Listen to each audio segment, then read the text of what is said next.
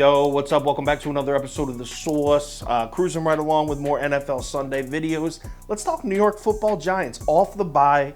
We got Giants versus Houston Texans. Let's go. Welcome to The Sauce. The Sauce. Sauce. Hey, get the sauce. All right, Houston on the road in the Meadowlands here. Line is Giants minus 6.5. Early action slightly leaning towards the Texans. 58% of the money on Houston. This is as of Tuesday morning. Check this out. So the books react to that Texans money. Line drops all the way down to 5. And then things kind of even out. Here we are on Saturday night. The money's dead split, 50-50. Public is definitely now leaning Giants. So let's cap this game. If you subscribe to this channel, you already know the first step. We're running the numbers through the spreadsheet. According to the model, the line for this game should be New York minus 6.7.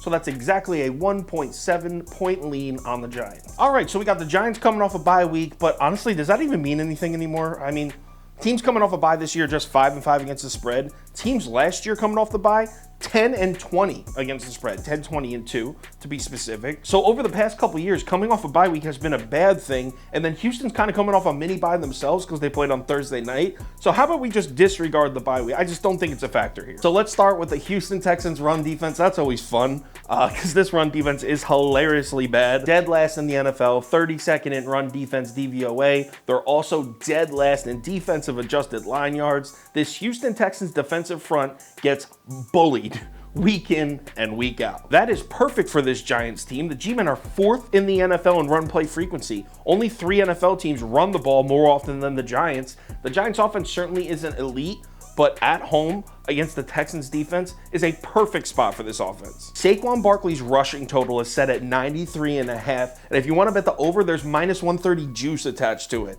That just shows you what the odds makers think they are expecting to see in this game. I think it's very possible that Saquon Barkley and Daniel Jones combined to rush over 200 yards in this game. And wasn't that the main story in the Giants' loss to the Seahawks before their bye?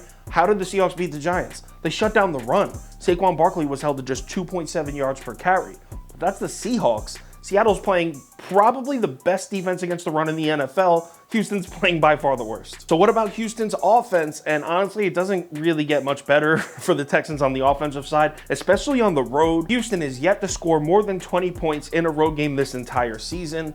Davis Mills plays much better at home, and that's been the case since he took over as a starting quarterback last year. The bright spot in this Houston Texans offense is obviously Dameon Pierce, and props to the Texans. He's been running the ball well. The offensive line is even doing a decent job. So why don't we take a look at the Giants' run defense to see if there's a mismatch there. Giants run defense. Talk about a tough one to read. All right, so the Giants right before the bye shut down Kenneth Walker in the Seattle Seahawks run game. Shut him down. And this was a Seahawks team that was running the ball well. So if you look at that Giants defense, hey, 2 thumbs up. This Giants defense plays great against the run. But how can we forget the game where Lamar Jackson and Kenyon Drake absolutely torched this Giants run defense? And that game was in Giants Stadium too. Here's my theory on it. Hear me out. So what we know about the Giants is they play smart situational football, right? In that Ravens game, if you remember, at that point in the season, Baltimore was throwing the ball a lot. Lamar Jackson was one of the highest rated passers in the league at that time. Obviously, things have changed since then. So that Giants defense game planned and prepared to come out and stop the Baltimore passing attack and got completely gutted in the run game. Now against Seattle, they knew the Seahawks were going to be running the ball. They game planned for it, shut it down, which I think is a really similar situation that we're looking at this game right here. They got to know Houston's coming in here looking to establish the run. The Texans know they have no shot at winning this game if they're not running the football with Dameon Pierce. The Giants know that they're doing that. So I think we'll see a similar Giants defensive performance against the Texans that we saw against Seattle. I think they'll not take away the run game because Dameon Pierce is that good, but seriously slow it down. Leonard Williams being healthy on that defensive line definitely helps too. He didn't just come back. He's been back for a couple of weeks, but he missed a few games earlier in the year. He's probably the most important piece on that defensive line. So having him on there boosts my confidence in the Giants run defense. That's why I'm betting New York here. I think this number's too low. I think they had it right at 6.5. I think it should be 6.5, 7. I know it's the square side and I'm siding with the public, but Houston Texans on the road, that's not a ticket I like to be holding. This team really doesn't play that well on the road and haven't for a couple of years now. So I'm laying them. Give me the Giants -5. Let's lock it in. If anything changes with this bet, I'll let you know on Twitter. So give me a follow there if you're interested.